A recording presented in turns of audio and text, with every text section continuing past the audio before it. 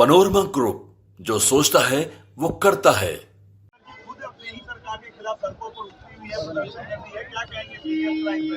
मेरी समझ में नहीं आता कि आप जनता का विश्वास जब आप खुद अपने ही सरकार, अपने ही प्रशासन के खिलाफ मुख्यमंत्री होने के बावजूद आप अगर सड़क पर उतरती हैं तो क्या आप जनता को विश्वास दिला रही हैं न्याय का, या उनके भीतर एक डर का माहौल आप पैदा कर रही हैं?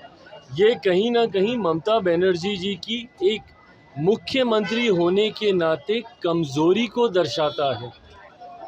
ये समझ के परे है कि एक राज्य का मुख्यमंत्री अपनी ही सरकार, अपने ही शासन, अपने ही प्रशासन के खिलाफ सड़क पर उतर जाता है, तो ऐसे में यह आपकी कमज़ोरी को दर्शाता है।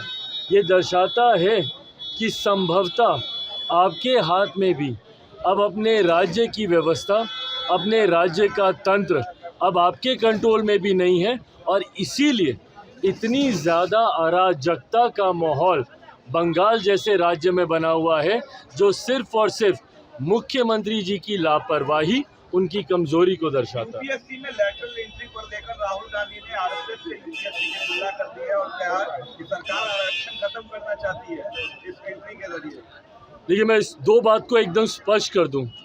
अगर किसी भी एक विषय को उदाहरण के तौर पर दिखाकर अगर सरकार की नीयत पे सवाल उठाया जाएगा, तो आज की तारीख में सरकार का अंग होने के नाते मैं इस बात को स्पष्ट कर दूं, हेड ऑफ द गवर्नमेंट मेरे प्रधानमंत्री हैं, और प्रधानमंत्री जी की सोच कतई आरक्षण विरोधी नहीं हो सकती।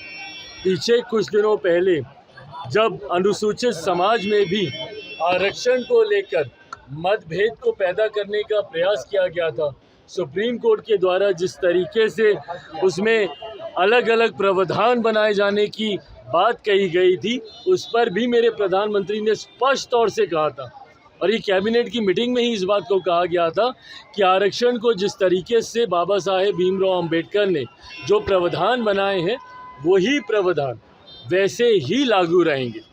आज जिसका आप जिक्र कर रहे हैं, दूसरी बात ये, पहली बात तो सरकार की सोच पूरी तरीके से आरक्षण के समर्थन में है, प्रधानमंत्री जी की सोच आरक्षण के समर्थन में है।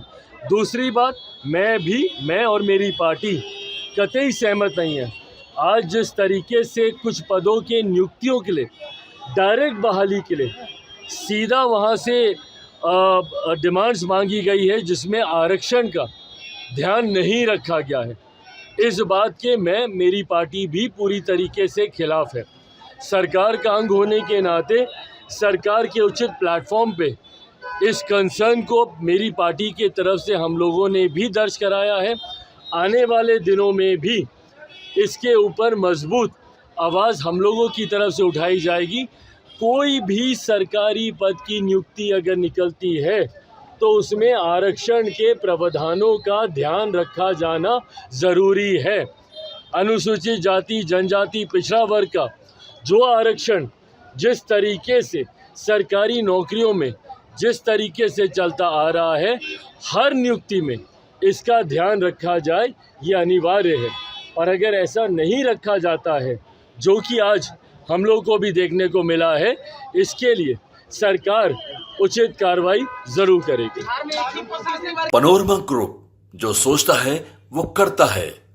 अगर ये वीडियो पसंद आई और वह बिहार के राजनीति और बिहारियत से सरोकार रखेनी, तो सब्सक्राइब बटन दबा के चैनल के सब्सक्राइब कर ली।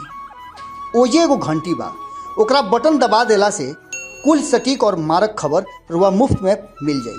अगर रुआ पत्रकारिता के हमनी के नया प्रयोग में सहयोग कर चाहतानी तो ज्वाइन बटन दबा दी। पेटीएम नंबर नोट कर ली 9386816700। धन्यवाद।